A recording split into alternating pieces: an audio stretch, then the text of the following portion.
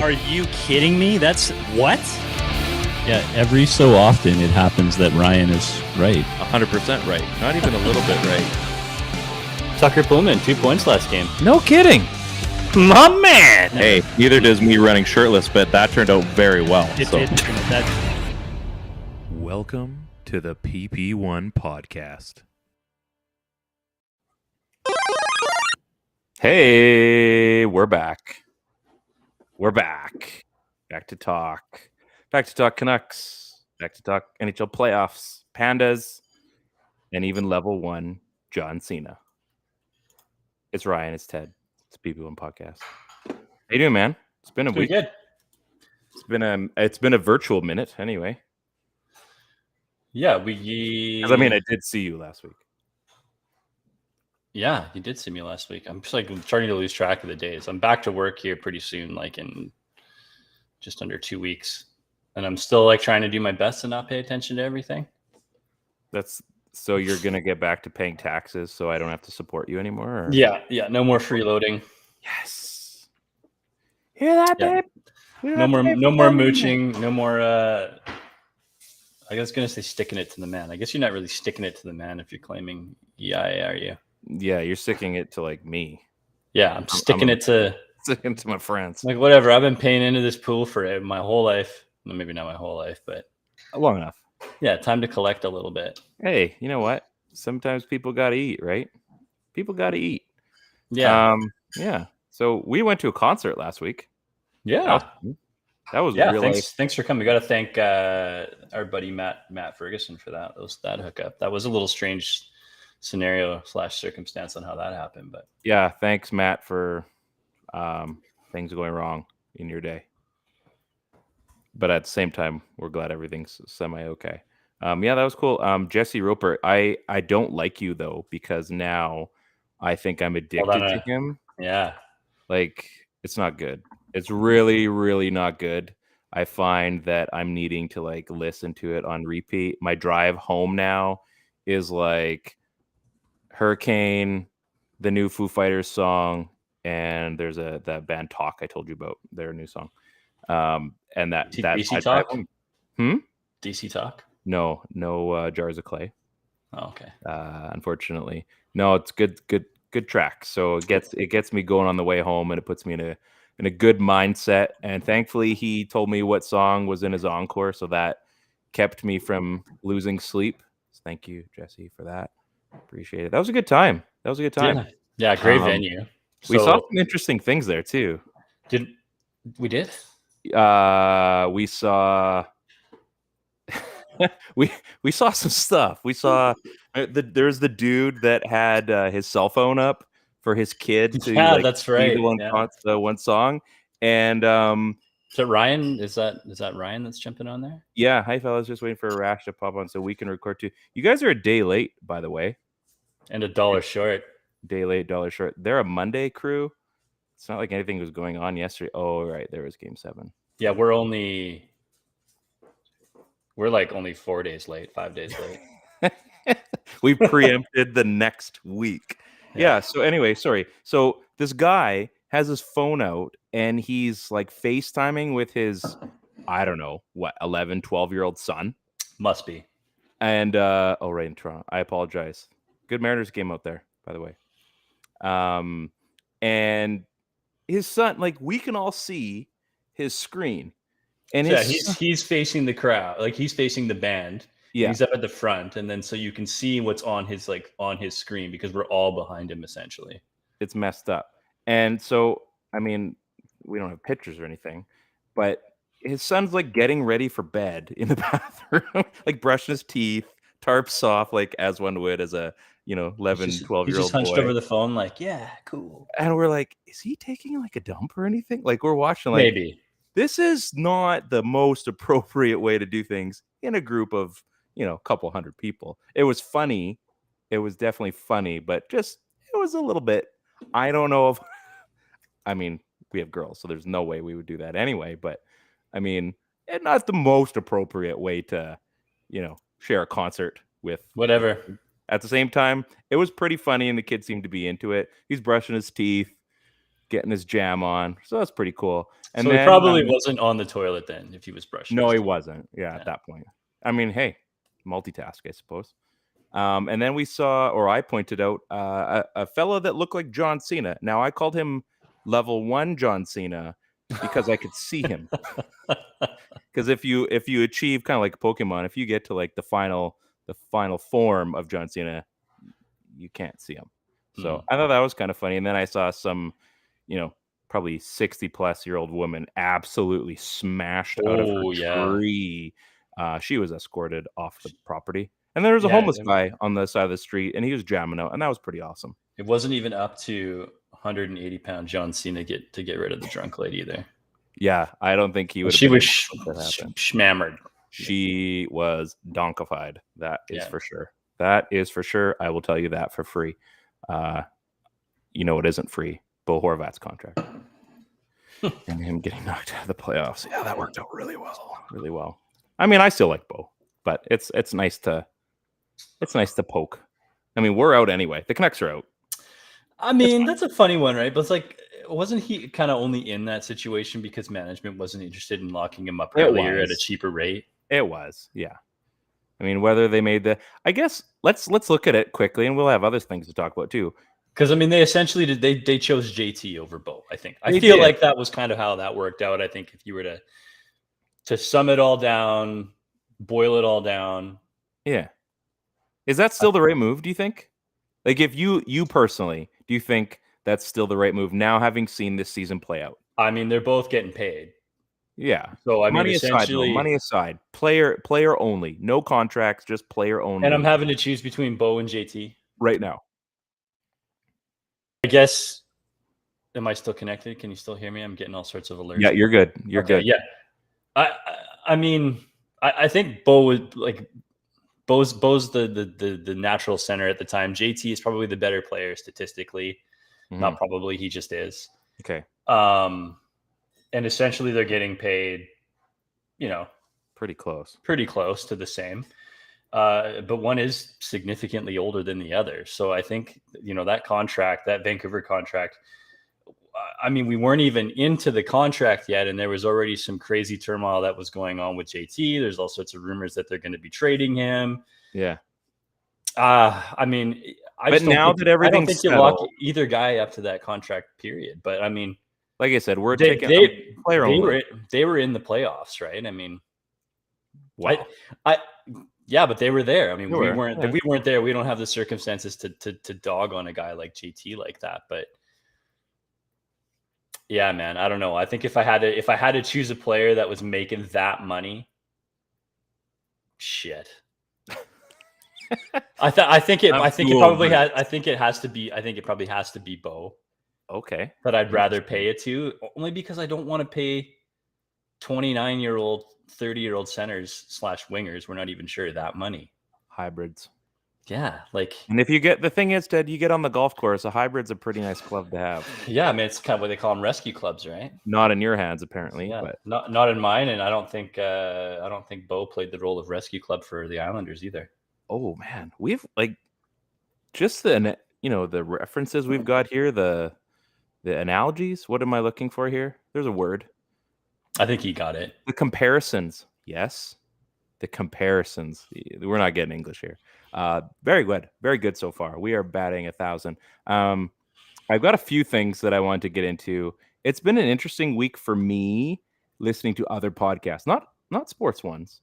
I was listening to a comedian's podcast, Jim Jeffries. He's got a really interesting one out there, and I learned an interesting fact today. You might already know this, and I'm about to test you. It's a head scratcher. Did you know that every single panda in the U.S. and other countries is rented from the Chinese government to zoos? They pay between $500,000 and $1 million annually per panda to rent them from the Chinese government. True story. So what happens if I guess you can't own one unless you've paid for it, because then you're trafficking animals, I guess. I don't know. There's no way to acquire it, but what happens if the panda has a baby? So here's the fun fact. If a panda has a baby whilst in one of these zoos, there is a one-time payment, I believe, of about $600,000 to the government. And that's it. So it's your baby panda now. You're not renting it. No. It's just like a royalty fee. Like, So you're going to pay us this because you got an extra one, and now you're paying for two. It's like you got to pony up extra, like a franchise fee. So now you're paying $1 million instead of $500,000 for one whether panda. you want to or not. So it's like a franchise fee. Like you're paying into Starbucks, and you're like, all right, well, you got to acquire this new franchise, and then you got to pay us yearly for it. Interesting. Who knew? Apparently, did they ever decide on? Because I remember like coming up, people it was like, oh, pandas aren't bears. I mean, aren't they? Yeah, well, I thought so. They look but like that was like the panda pandas bear. aren't bears. Like the panda is like a giant marsupial, I guess, because I don't know. But we say a panda bear. We don't say Right. panda. So what's a baby panda called? Should be a cub then, right? I would think so. Yeah. Is that still a thing? Did they ever sort that out? Is a panda a member of the bear family now? I don't know. We should probably know this by the time. Pandas, are they bears? I love the iPhone. Red pandas are the only living members of the taxonomic family, while giant pandas are in the bear family. So red pandas are not pandas, the ones you and I know, the real kind. Kung Fu Panda, those are bears. Okay. So we've settled that. I'm glad. What about trash pandas? Those are raccoons, Ted. Right. Okay. Those aren't bears. That's probably a deeper pull.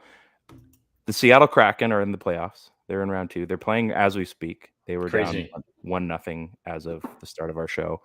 That's pretty wild. They beat Colorado. I know Colorado's banged up, and I know they lost Makar for a game for suspension.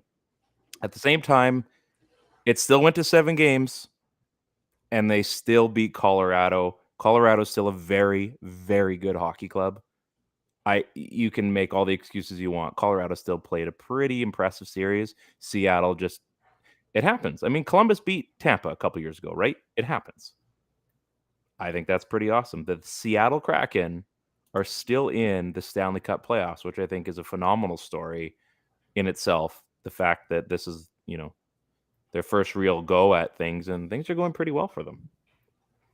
And they don't have a bear on their team.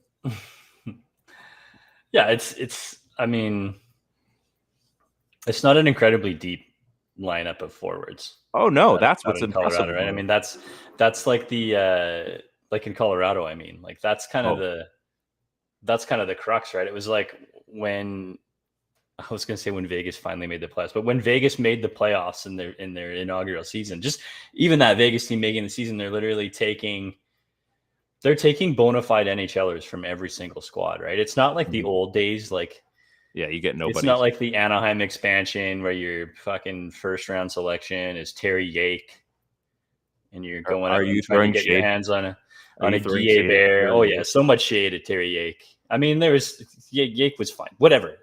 That's the thing. Like that's the difference of the quality of players that you're getting on these squads. So every player, literally every player that's being selected to this team, has the inside track on being, a valuable keeper member of an NHL squad, but logistics and numbers for expansion basically say that you can't sort of hog these players, right? So the amount of they might not have the star on their squad, right? But they have just a bunch, a huge collection of top 6 or mirrors, right? And then when you build a whole entire team in that, and you get it's impossible. Yeah, you're looking at Colorado, right? So first line, so Lehkonen, McKinnon, Rantanen, right? Okay, so boys, here's your lineup. You got to go shut down.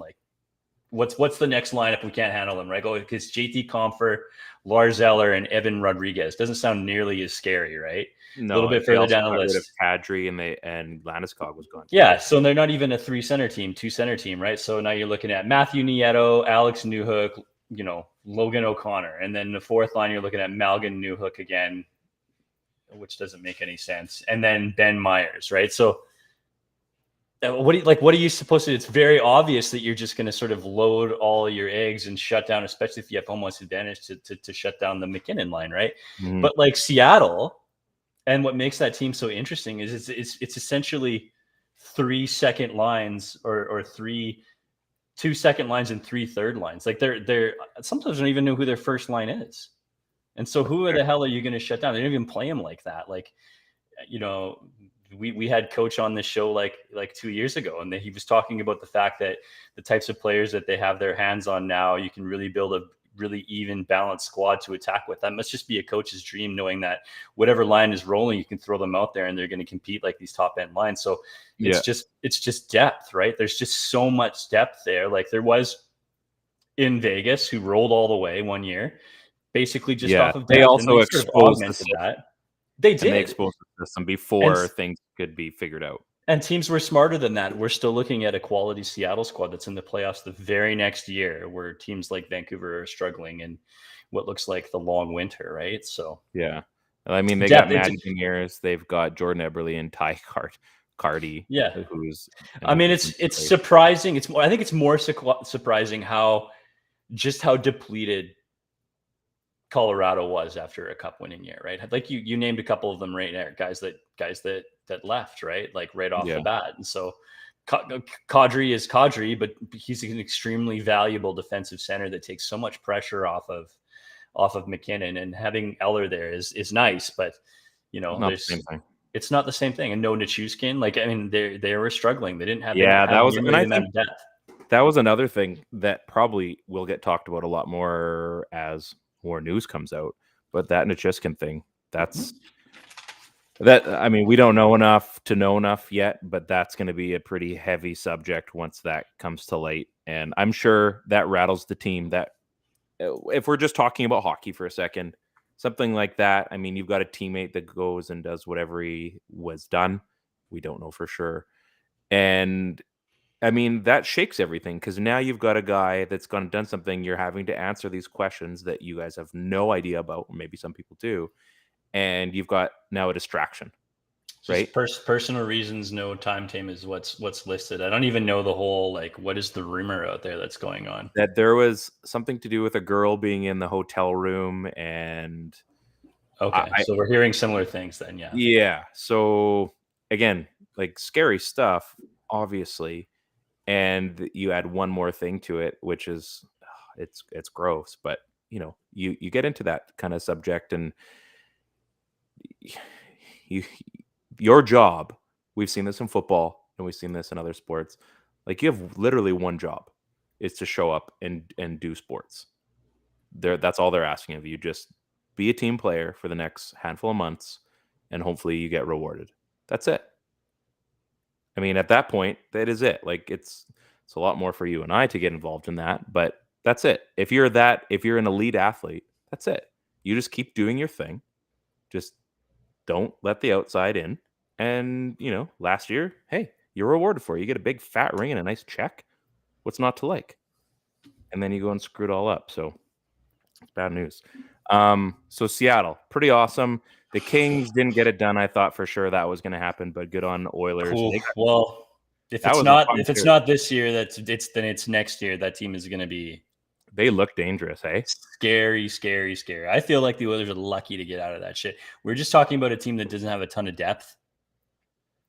I mean, to me, that's the Oilers, right? I mean, the Kings are the closest thing to just that wave of quality lines coming at you. So on the flip side of things, I feel like, obviously the Oil had enough to get out of that series, but man, that could have very easily. Yes, you're right. Yes, that could have very easily just been another, just could have been another Seattle Colorado series. Like, and it wouldn't have shocked me at all. Did you watch Game 7?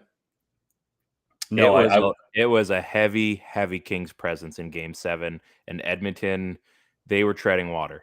Yeah, and I just kept looking. I'm like, LA's going to get it done. What's the difference in that squad, right? The difference between that squad and what was going on in Colorado is the fact that at any point, McDavid is going to McDavid, and he didn't need to even do that for the most part of the series because Draisaitl was there. Yeah. And then you throw in a guy like having another like 100-point guy like Nuge like center depth, right? Like they're a little deeper defensively in Colorado, I feel like, or at least they're loaded with higher end stuff. Yeah. But man, that was just another bonkers series for sure. So I'm happy for Edmonton fans to see themselves get out of that one for a little bit, but like not too much further, guys, please. It was watching Draisaitl, man. He's so good. Like it's hard to not like him, especially watching him play here. He played here. Like I just think back, I'm like, we got to see him for free. And what's the big difference between when we watched Draisaitl play to now? He has Connor McDavid. He's got Connor McDavid, instead of Nick Merkley. But exactly, he's got Connor McDavid, but he's now turned into the trigger man, right? I mean, he added that level to his game where he scored in junior, but he wasn't the guy. He was more content playing like almost like the Joe Thornton role, sort of he just slog around the corner, have a couple guys draped on his back, and then he just dish to somebody, right? Like he still sat in that Sakic spot though, hey? Yeah, and he still does that, but now he can score goals, right? So that sort of just allows him to take over when McDavid's not rolling, right? He just looks like such a Hulk out there too. Like he's a hulking man. Yeah, do we have the second round matchups figured out now? So it's Vegas, Edmonton, which is going to be that's hockey. I'm excited for that. And I'm excited because a lot of people are going to hate on Vegas. And I think a lot of, the Western, the Calgarys, the Vancouver fans, I think we're all going to kind of hate on Edmonton. Like, why would everybody hate on Vegas? You know what I mean? Just like our fandoms. Again, that's the deeper team. We just talked about team depth. I mean, that's what you need to get through the playoffs. I like that series, though. I like the fact that it's going to be good. It's going to have a lot of, it sounds stupid to say, but it's gonna be a hockey series. We are gonna see why the playoffs are so awesome. Dallas and Seattle are playing currently. We saw Florida beat Toronto tonight, and the Devils, go figure, are playing Carolina. I think tomorrow as well. That's a scary team. That Florida team, though.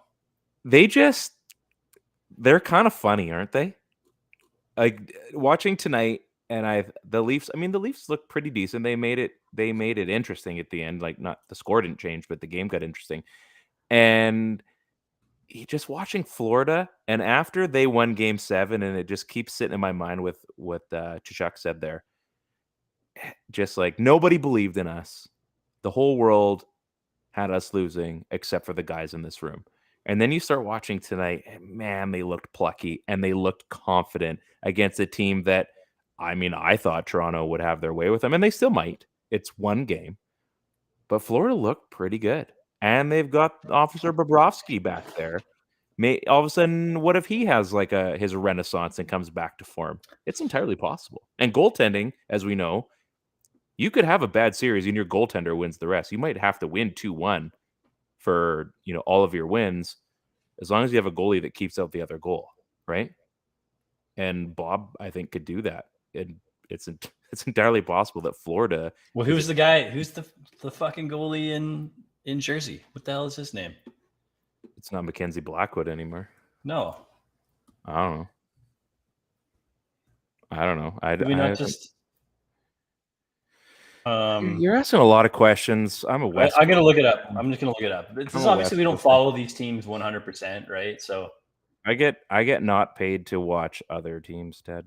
So it's just interesting. Like, what do you got? Schmid and Vanacek. Yeah, and Schmid. Bernier's on the IR. What? Like that makes no sense. Who's Schmid? I've never heard of that guy. Exactly, who's Schmid? So like it does. You can have you can Bobrovsky, or you can have whoever you want, or you can have Schmid in net. Schmitty. Like it just does.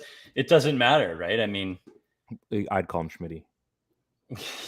I mean, it'd be rude not Great, to. Ryan. Great. Thank you. It'd be rude not to. So, like, that's the thing. I don't think it's specific to having a goalie go on a heater, or I don't think it's having overplaying a goalie and getting into the final, or having a guy walk in injured like a Grubauer or whatever, right? Like, I think the goaltending thing is like whoever's hot in the series, and when somebody gets hot in a series, you can steal a series like that. Like, how many times have we seen that before? So. Yeah, it's been enough times, right? I don't think that. I mean, that guy went up against Shesterkin and won. Yeah, it's wild. He might be one of the top. What we can safely say, top 3-4 goalies in the NHL. Yes, and he beat him pretty handily. I felt like. Yeah, was it 4-0 in the final? See the Trouba hit in that game too. Jeez, yeah, man. God bless the hockey. That was cream. And you know, fun fact: Damon Severson's on the third pairing. That's the guy you want, right? That's the guy that you want on your first pairing. Yeah, you do. In Vancouver, he would be. I love the NHL. Like on our team, you'd be a star. Hey, why don't you come this way? On our team, you'd be a superstar. Forget about those playoff teams that are trying to go deep. On our team, we'd give you top pairing minutes. Yeah. But in this team, I'm in the playoffs. Hey. What would you rather have? Hey, yeah. Please leave. Third pairing minutes on a playoff team or top line minutes? Please leave New Jersey, where you experience playoff success and a quality team to play under, and please come to Canada and play in Vancouver, where you have to stay inside your apartment building because everyone in the street knows who you are. And most people likely will hate you because of whatever contract you sign. It won't be good enough for anybody. Yeah, so that checks out. I think that's good. That it checks out for me. The quick one, Arizona. Did you see this? The Arizona Tempe deal looks like it's basically dead. What? Really? Yeah. And apparently, this was last week, I think. And apparently, how did that happen? Because I thought that was supposed to be like a pretty much a done deal. Something happened, and they said keep an eye on it. You could see the move as soon as this summer, which it like absolute 180. Tempe. I want to get this here. Arena deal. It's apparently not a special election. Sounds like things are just not looking good out there. Both sides push ahead of Coyotes arena vote. That was in April, and I guess something came out last week. So, well, I mean, that's crazy. Oh, it's already fucking wacky that they're playing in a 5,000 seat arena. I mean, that's the small arena here in our podunk town that has a WHL team. True. So, yeah, like how many is the old barn seat? Like 6,000, 7,000, something like that? What are we talking about? What barn? Memorial? Yeah. Like 1,200. No. Yeah. Really? Yes. I feel like it's like at least 5,000. And the ice was smaller. Well, the ice definitely was small, and the boards it's were like high. 1,200, like soaking wet. So, yeah, so they're possibly on the move. So, like literally anywhere they go at this point is going to have a better solution than what they had in Arizona. So, what do you think though? Like Kansas City? Do you think Quebec? Probably not Quebec. Houston has been rumored. Is there really such an aversion to moving the team to Canada? Like, do you think that's a real thing? I think they want those American dollars. They want they want the bigger bucks. I think they want the US TV deal stuff. I just think as a package, it's more lucrative. Yeah. So, I mean, if you had an opportunity to make money in Canada, US, and you knew that you could probably get a quicker dollar for every dollar and make a little bit more per dollar, would you not want to go to this? No, I understand for sure. I mean, I can't speak to who is going to be the good solutions for like American outlets. Obviously, the KCs of the world, I feel like you're going to get every opportunity to put in a second chance at a nosebleed there, Ryan. This isn't poo. This is, I think, chocolate. That's what I would say. It smells like. Side note. Yeah, like KCU, I think would be an option for sure. Like, I think there's always rumors about them returning to Quebec.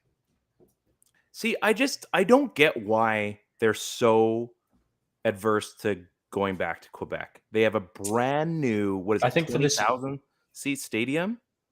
Yeah, I think they're adverse to it the same reason that they were adverse to the team moving back to Winnipeg. Like, they never really wanted that to happen. It was almost like it was forced to happen. Even like Winnipeg doing like the seat sales and the ticket renewals this year, being like, it sounds like they're not in a perfect situation there either, right? Like 100%, we need the fans to sort of buck up, and we're committed to this team to winning, and we're going to do everything it takes. But we need you to buy your season tickets. Like, it's almost like a beg to like make sure that the fans do their part too, right? So like, I don't even think. I mean, that's a really small arena out there, right? Like really small. There's like 16, I think, capacity, 15 or 16. I don't know. I know comparative to NHL, so it's like one of the smallest arenas aside from obviously Mullet, but I mean, it's not the perfect situation. They don't make money hand over fist either, because that building doesn't put out the same amount of numbers that, that a Forum would or something like that, or even Right. Rogers. So Yeah. I'll look it up here. I'm curious. Yeah. It's the Bell. Is it Bell MTS Center, I think. MTS? Yeah. I don't know. MTS Center, Winnipeg capacity. I feel like you're not a real podcast unless you're live Googling something. Like all the really good ones, we're doing the live Google. Like, oh, we didn't plan. There you go. So Rogers Arena is 19.7. Oh, it's up now. And it's 16.3 in Winnipeg. So that's like okay. That's all right. That's that's 3,000 more than 3,000 additional seats that they're missing out on. You just add those numbers to 41 games plus playoffs. Mm-hmm. I mean, you're talking about some pretty big numbers to your bottom line overall, right? Revenue. Miss revenue. But that's why the one probably out in Quebec makes a little more sense, because it was a 20,000 seat arena. Yeah, I think it's 20. It's big, and it's just sitting there for junior hockey. Can I be real with you? If they go back, though, would they be the Quebec Nordiques, or would they? They have to be. They have to be. Although that would be interesting with Colorado and the whole reverse retros. Although there's no such thing as reverse retros next year. So. Oh, what, they're pulling it? Well, because Fanatics has the jersey thing now, right? So they decide then if they want to do it or not, or Fanatics gets full, I think, creative control on what's happening next year, that's a story. Once we know enough about that, that's a podcast in itself. Can I be real with you and our listeners for a second, and our viewers? You probably saw this. Best of Kelowna is back, and yes, it's a popularity contest. I'm okay with that. I have come to terms with this. Help us be popular in our town. We would like you to go to Best of Kelowna and vote for our best local podcast. They've upped the ante this year. There's like 10 options, but the Booty Boot Camp podcast is no longer, and they won 2 years or 3 years in a row. I do believe this is going to be our best opportunity to win. So go on and vote. You can cast one measly vote. Sign up if you haven't already, especially us Kelownites. Go and sign up. Go down to media, find Best Local Podcast, PP1 Podcast, vote. That's it. Save votes, get out of there, get back to your life. We need this. If we get even bronze, they give out a little sticker. And we're going to put that sticker, well, I will anyway. I'm going to put it on the window right beside my front door. So people go, oh, what's Best Kelowna 2023? What's that? And then when my wife... How about mounted it behind us? Yeah. I'll freaking blow it up. We'll have banner boards, everything. And then people ask oh, what's going on? Oh, my husband, he's got a podcast in the basement. And, they were the third best podcast this year in Kelowna. So give us some love, people. We don't need your likes on Twitter. We don't need subscriptions, although those don't hurt. Give us a vote on Best of Kelowna. You got about a week and a bit. This is Ryan asking you to do him a favor. I don't ask much. Ted, do I ask much? Never. Don't answer that. I do. Most of the time, actually, I think I ask a lot of people. But just go and do that for us, okay? We don't ask a lot. That's all I want, okay? Anyway, there's my PSA. I feel better about this. I got something off my chest, a little bit more airy. A little bit more airy. Yeah, a little airy. Quinn Hughes, Canucks next captain. There was a podcast, I think, I can't remember what it's called. Rick Tocchet was on it this week. And he said Quinn Hughes seemed like the next best fit. That he was the most... they said that? They said he's the next best fit? He says, he was saying, and again, I'm not word for word, but basically that Quinn Hughes was the most vocal. He seemed like the guy that stepped up the most and was involved. Is Quinn Hughes the best fit for captain? He sure didn't feel like it, but it sure felt like it in the last probably 20 games of the season. I was going to say, I think the moment for me when it felt like a guy like Quinn could be the next guy was actually, I'd probably walk it back even further than that. Would have been the Tanner Pearson stuff. Right.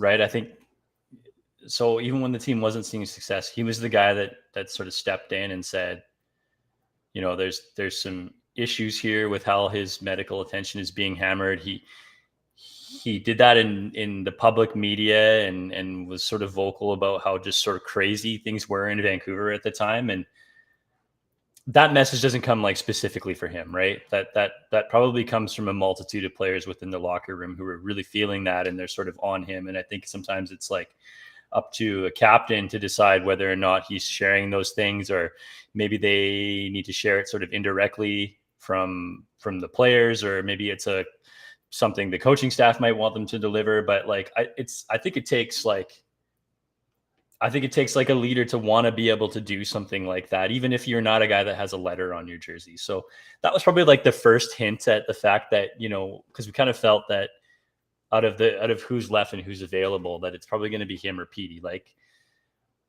And Petey's not as vocal. Well, I'd rather let it stick do the talking. I think that's fine too, right? I mean, Petey's play speaks for itself, right? Which is also fine. But I mean, Quinn does that, and the play speaks too, right? So, the end of the season, he was handed the mic. I mean, he's okay with sort of putting himself out there to be a vocal guy. So yeah, I'm okay with it. I think it's fine. And I think more towards the end of the season, to get on your point, Ryan, was the fact that, yeah, maybe it didn't feel like that at the start, but it does a lot more now. Interesting. Yeah.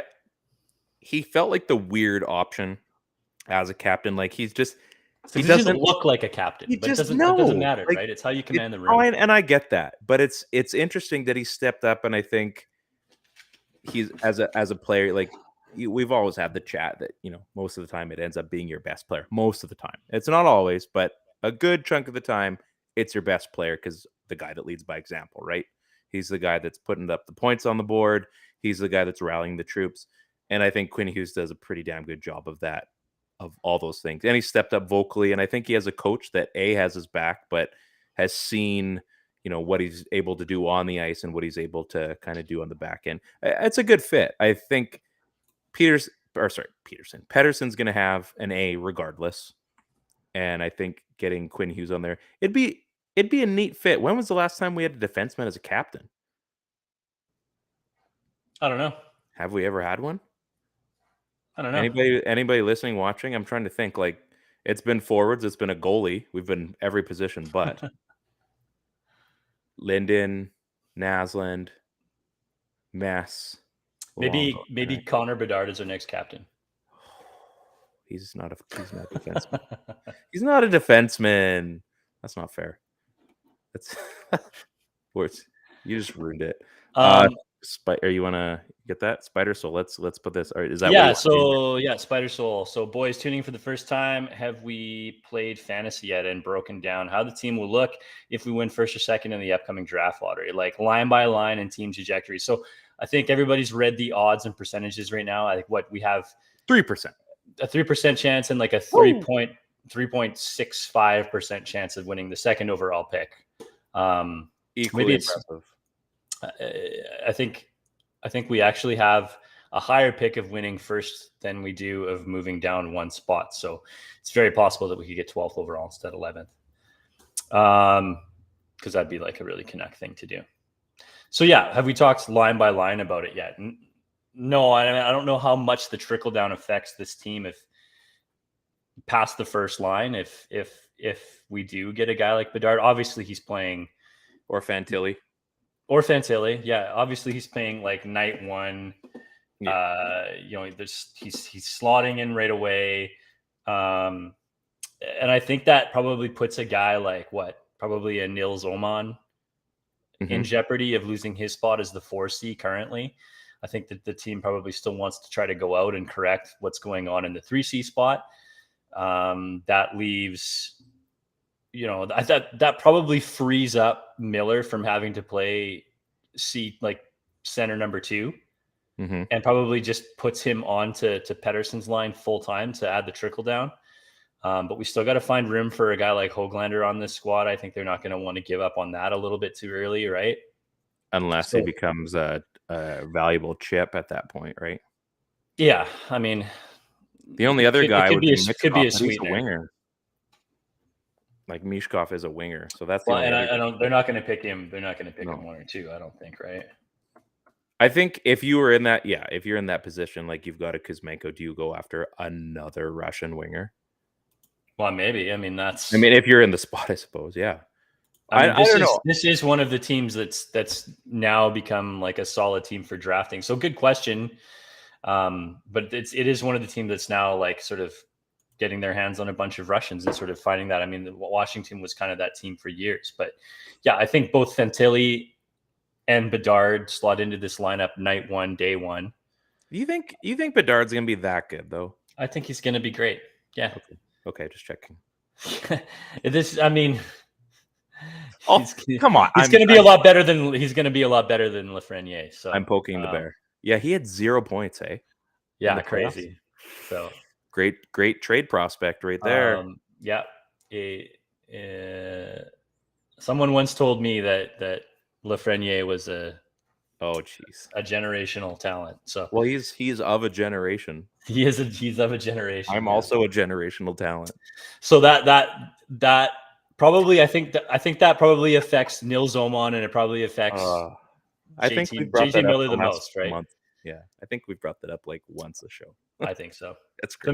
The Miller thing is the big impact on that, right? Because at that point, what do you decide to do with JT? Do you play him at the C? You play him C2, and then you make Fantilli your third line center? If it's Bedard, are you more driven to putting Bedard in one of the C1 or C2 spots? He doesn't automatically slot in over Pettersson, that's for sure, right? Do you decide that you want to move Miller up, and then you're still up to a wing, and then so you're going Pettersson first line, Bedard second line? This is obviously like what could happen if we. What are the chances I think Bedard goes second. Like let's have fun. Do you put a guy like JT on Bedard's line? Like I think so. You have that'd be great. JT as your winger, and you've got Bedard as your second line center. So you can't give him marquee night one. Maybe why not? That's the silliest thing I've ever heard of. That was like fucking Barry Melrose there when he started coaching. He took over in Tampa Bay and he started coaching Stamkos, and he was like, "No way, kid's got to earn his minutes, blah blah blah." Because I'm fucking old school. He's going to play fourth line, and then they fucking fire Melrose, and then all of a sudden, did you know Stammer is basically like a 50-goal guy if you let him play? Yeah. So no, I think that's stupid. If the guy's good enough to play, the guy's good enough to play. I don't think that Fantilli's going to be able to take a game over as quickly as a guy like Bedard. Again, I could be wrong, but he looks like he could handle being a third line center a lot more. Like it would suit his body type and his role a lot better than having like a Bedard slot in as your 3C.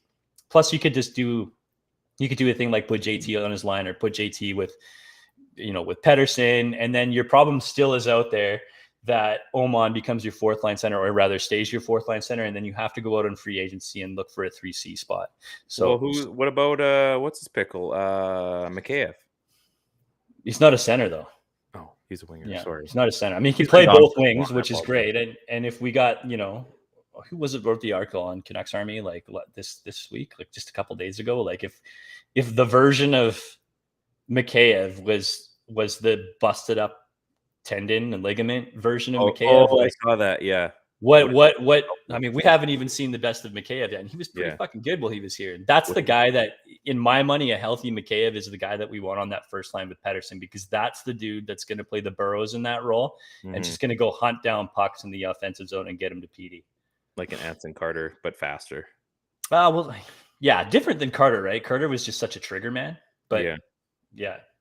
That idea, right? The yin to the yang kind of idea, right? Yin to the yang. So we got Abby Canucks. Did we talk about Abby? Can't remember. You bought the AHL package, which, I mean, again, you haven't had a whole lot to do, so that's cool. Yeah. How's that? Okay. It was like, was it $27 or something like that for the month? It was good.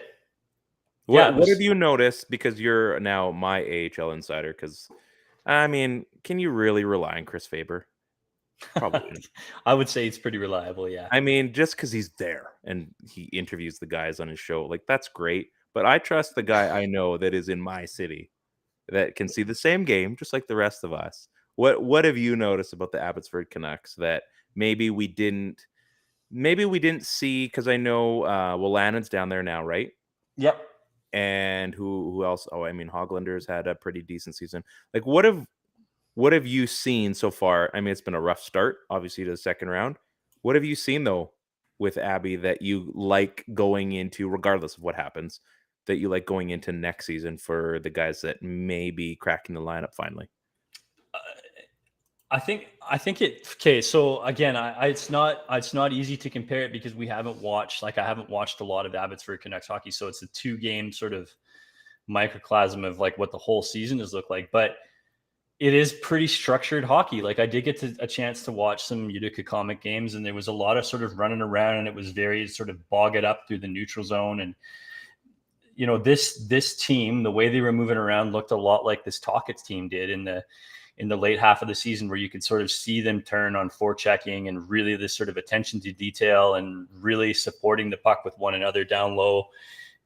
There's some pretty talented guys on there. There's nobody that jumps off the page. Like you can tell when in an NHL game, you can tell when a McKinnon gets the puck, or you can tell when a Petey gets the puck, or a Hughes. That level of skating is so much different. But to that point, like a guy. Do you see that in the AHL anyway? You do in spurts. You do in spurts, right? But that version of a guy who can just take a puck and sort of rag it and dangle is like a Höglander, right? I mean, Nils Höglander is good, but we know what he is in the NHL, and he is that version of that in the AHL, and he wasn't even taking games over. So like a couple of things, like Danila Klimovich is big. Like that guy has a great looking shot. I mean, I think it's cool to see him sort of involved in really physical matchups down low and stuff like that. And being that he's only 20, there's lots to see there from a guy that's going to develop. Like Arshdeep Bains looks awesome.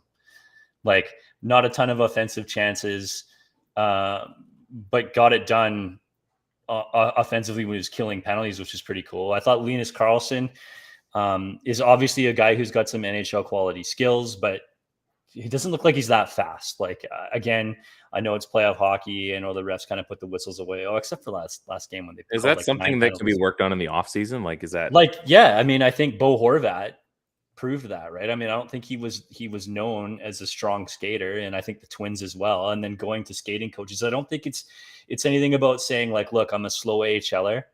And I got to become fast to get into the league. I think it's you just got to be fast enough, right? Like you just got to be NHL quality speed to be able to make a difference. And if you got some skills and some hands, like he's got an NHL level shot. I'm talking about Karlsson. He uses body position. He's really good with his stick. The amount of times it sort of got in and broke up plays with just like a long reach or his stick. And I don't know if that's because he's behind and he's having to use a stick, or if he's just really good at the stick. I think if he can just sort of upgrade and get an extra step skating wise, I think that's going to be a big benefit to him. And I think Tocchet obviously talks about all these guys having a good summer. I think Karlsson's going to need to have a good summer if he's going to get, a shot on this line. Klimovich doesn't need skating. I think Bains could benefit from skating as well. He's not a burner, but he's such a smart player. Yeah. But I mean, one of the guys that I was really surprised by, well, two of them, I should say, is one was Tristan Nilsson. That guy looks like he could be an NHLer. Like he's definitely looks like a guy who could hang out on my like third or fourth line. I mean, you like a lot of the things that like Di Giuseppe does up here. And I think Nilsson does similar things like that. He's a smaller guy. You could see guys around, on this Wranglers team, like just want to get shots in at him. I mean, he scores the goal and does the whisper thing. And I mean, he looks like he can play. And I know he's younger. I think he's only like 21 or 22 or something like that. These are big guys that had big WHL numbers too, or big junior numbers. And I think that's a guy that could probably earn himself a contract one day. And I would be excited to see him get out there. I know that Vancouver has spent a lot of time signing these sort of younger junior players. If we go back to, Archibald, right. We've had, players like that. Bains is another one. These guys, like the Nilssons of the world, they're on, AHL contracts, but I would like to see a guy like that possibly get an NHL contract. And then the last guy that I would probably want to talk about, who was a little bit more than I sort of bargained for, was Jet Wu. I just cannot get over how sturdy that guy is. Like, guy's taking a run at him, 3-4 steps. He's stationary, puts his shoulder into the guy and just drops him. What's his build like now? How big is he? He's not that big, small, wasn't he? He's not that big. Like, let's see if we can find him here. He's just a bulldog. Yeah, like 6 foot, 200 pounds, basically. He's me. I think he just completely understands body position. You bump into some guys and they're just solid sometimes. I think Yeah. that's Jet Wu. Like, I think he's just like some skaters have that extra step and they're just quicker. He's just more solid. Like, Interesting. so, I mean, if he continues to sort of ascend from what he's done with his game, I mean, he already seems to me that he skates at an NHL level. Like, I think he's got a lot of those characteristics, but I mean, he was fun to watch in that game for sure. Do you think having a few guys, like, let's say we've got, I mean, obviously we got Quinn Hughes, they're going to probably try to make Willanen a thing next year. Mm-hmm. Who knows what the rest of the defense core looks like, but do you think they can bring in a guy like Jet Wu and kind of surround him? I think that you use a guy like Jet Wu to surround others, right? Like, I think you're developing him to be able to play him alongside a left-hand player, right? I mean, not like Spider Soul, sorry, buddy. He's like, I got a call just as yours answering. I'll listen later. Oh no, that happens. Hey, appreciate the question. That was a good question. Check us next week too. Sorry. Yeah, no, I think that you're developing him to come in and support a player, not having him brought in so that you can surround him with good guys so he can do stuff, right? I mean, right. It would be nice to unknowingly have the solution for a D partner for Quinn Hughes on the farm. I don't know. I don't think his game is going to develop to that point, but like, it's that type of stuff, right? Mm-hmm. Like, when you're taking a guy in the second round, I mean, what you're hoping for is that he can come up and support another piece that's currently on your team, or a piece that you're going to have on your team, right? Like, right. If you're drafting a Jet Wu in the second round, you're hoping that he plays minutes for your NHL club. Mm-hmm. It's obvious to me that he's got some offensive ability. I mean, I think he led this team in goals from defense this year after going on like a bit of a heater at the end of the year. I think a lot of what his game ascension had to do was with like opportunity from all these call-ups. Yeah. So who knows if he would have had this level of opportunity and this level of development had all these call-ups not happened to Vancouver. He could have just been stagnant again. But I think heading into next year now, this team knows that he can play. I think he's obviously done a lot of work. I think we were listening to him on Faber's show on Canucks Conversation. They know he can play. I think they're going to start the year from the beginning with him as a key piece of that decor. And yeah, let's hope that he develops. I mean, it would be awesome if we could see this guy turn into something for Vancouver where he's logging regular minutes on the squad. But he has a lot of the characteristics he needs. Skates well. He's physical. He's got a junior career that suggests that he can handle the puck and know what to do with it offensively. And he's a right-hand shot. So I think a lot of focus needs to be put into handling a guy like this, just as they're doing with a guy like Atu Ratu. Right. Yeah, it sounds like he's been okay too first round anyway. He scored a nice goal versus the Wranglers last game too. So it's got a shot for sure. You can tell. Wow. So we're looking at a few guys with decent shots on this squad. So he's probably going to spend some time there. You got, Rathbone can really boom the puck. I think you have, obviously, like I said, Ratu can shoot it. Klimovich can really shoot it. You're going to add an Aiden McDonough who can really shoot it. Like, there's going to be some guys who can really rip the puck down there. So there's a good chance, depending with all the veterans that they have now, who they decide to surround them with. But there could be even more offensive outpower like on the squad the next year. I forgot about McDonough too. Yeah, I said this probably a few months ago. I am, or maybe just on Twitter or something. I'm still kind of excited for next season. I think we've seen enough that they're not amazing. They're not. But they're not terrible. And I think there's just enough there that the promise is there. That a few pieces have been put together. I think there's Philip Hronek. We forgot to talk about him, but we don't need to get in that right now. There's a decent enough team in place that, depending on how the draft and how free agency goes, and by that I mean there'll probably be some trades involved or what that happens. You know what? The Canucks aren't exactly breaking down the door, but they're a legit bubble team next year, not just, hopefully things go south so we can get the first overall pick for another guy that would like to play for the Canucks. They were probably a legit bubble team this year. They were. But now, if it wasn't for that shit start and like some bad goaltending, this was Yeah. probably and all of the ridiculousness that was going on in the background. This was probably a bubble team talent wise. So I think they have added more. They've obviously subtracted a little bit as well. But yeah, I'm excited for next season. It's not doom and gloom anymore. It might take a bit, but at least the rebuild or retool or whatever we're going to call it, it's happening, I guess. It's not, well, it's still going to be 5 years. Yeah, it might be a few years still, but at least it looks like there's a semi plan in place to kind of follow along. So I don't know. It's funny because I'm a bit of an optimist. The plan that's in place, I think, is like unearth or like unturn every stone or turn over every stone to look for options, right? I mean, look at the goaltender that we just signed out of the Swedish Elitserien. Like, he's super tall guy, like 6', like Tulipo or they're taking a flyer on him.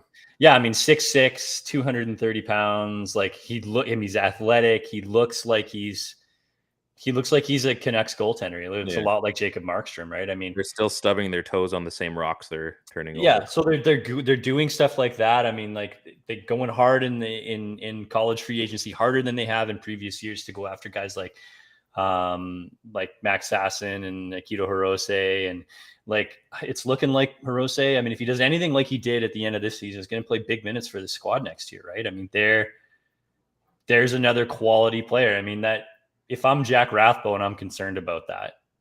But maybe that ups his game too. Well, maybe it ups his game, or maybe maybe it ups his game, or maybe that's a sweetener now that we can feel more comfortable about moving on from, even if it's, we don't want to get rid of a guy like,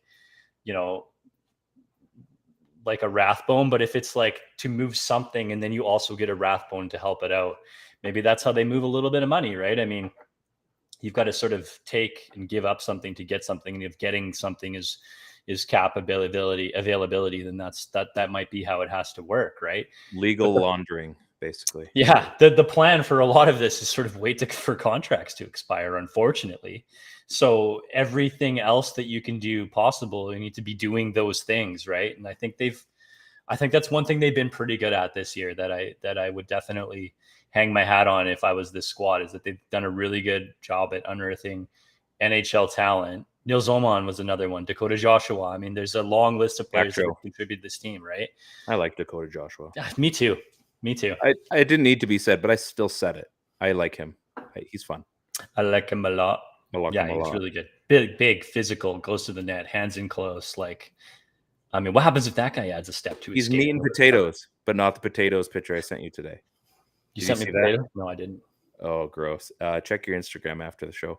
We're going to try to close this down. One thing I do want to say, we are going to have an episode that's going to be almost nothing about hockey very, very soon. Our boy Whit is almost done radiation, almost done chemo, and he's in a pretty rough fight. I had a good chat with him last week. Really awesome guy. Got to know him through school and through hockey and stuff here in town. Stand-up dude. Stand-up guy. He has, or hopefully won't very, very soon, penile cancer, which anybody that doesn't know is cancer of the penis skin. So he had to have his General Johnson removed to remove the cancer, and pretty crazy story. And we wanted to have Whit on to talk about that. We'll get him on, I think, in the next couple of weeks. We're just trying to make sure that it works out, kind of like you, Ted.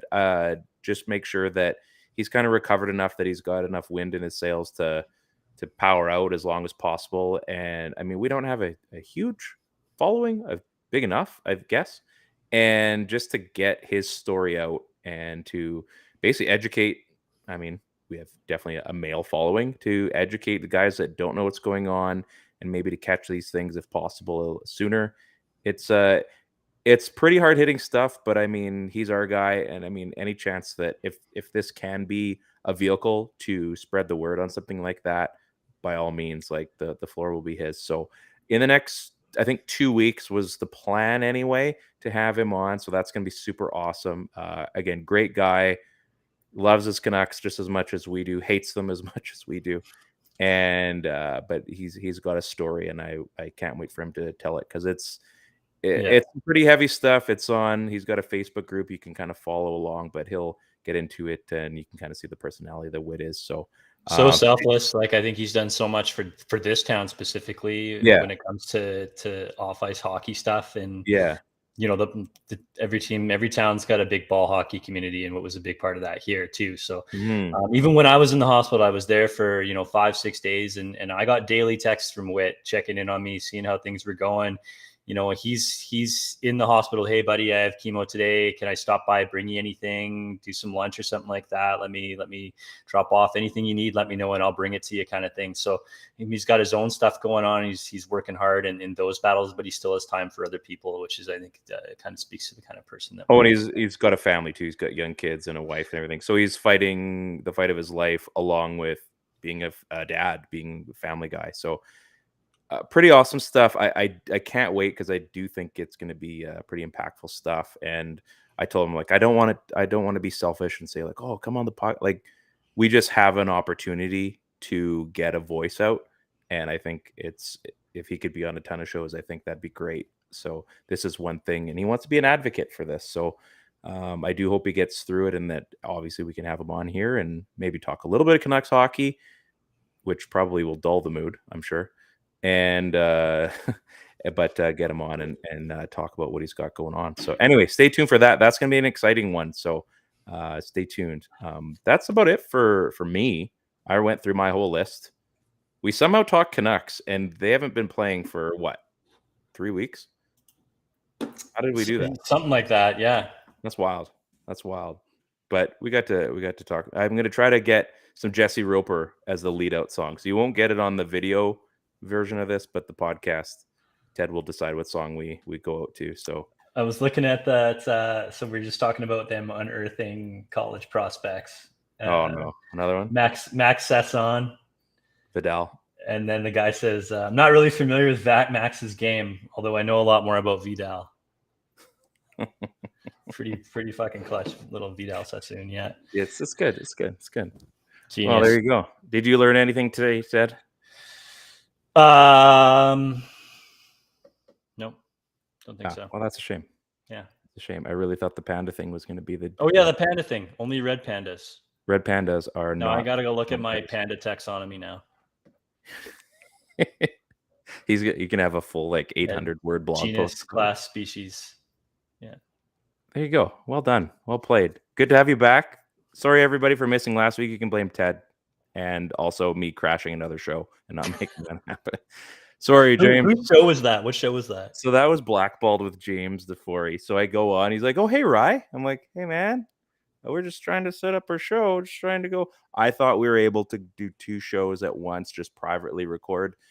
We used to be able to do that. I think by scheduling, we probably could have made that work. But I tried getting in twice, tried just recording the second time, and I crashed the show again. So I do apologize for that. It made for great content, I'm sure. They're a lot longer show than ours, but it was amusing. And I finally just went upstairs. I'm like, yeah, we're not doing the show tonight. And I just stormed away. So it was funny. It made for good content if you like seeing my face occasionally. So, and I got to promote our show somehow. Anyway, on behalf of people's pods. Yeah, it's what people do. It's what people do online. On behalf of Ted and Ryan, that's me. This is the PP1 Podcast on Crier Media. Check us out, as well as everybody else on Crier. Have a wonderful rest of your playoffs this week. Go Blue Jays. Go Canucks. Next Monday, draft lottery. We're going to have stuff to talk about.